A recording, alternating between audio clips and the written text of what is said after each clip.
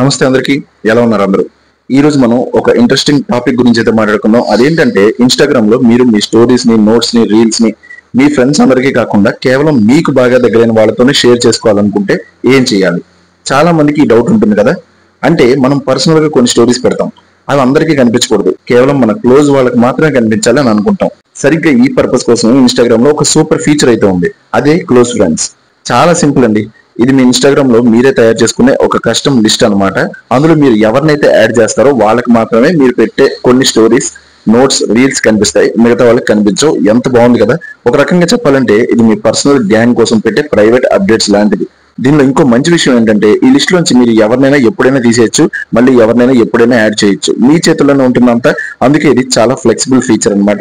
ఇది మరీ ఈజీ అండి, ఒక్క నిమిషంలో అయిపోతుంది. ముందుగా మీ ఇన్స్టాగ్రామ్ ప్రొఫైల్ కి అయితే వెళ్ళండి.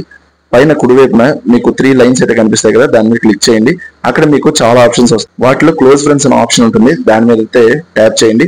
ఇప్పుడు మీకు మీ ఫాలోవర్స్ లిస్ట్ అంతా కనిపిస్తుంది. అందులోంచి మీరు మీ క్లోజ్ ఫ్రెండ్స్ లిస్ట్ లో ఎవరినైతే యాడ్ చేయాలనుకుంటున్నారో వాళ్ళ పేర్ల పక్కన ఉన్న యాడ్ బటన్ అయితే నొక్కండి.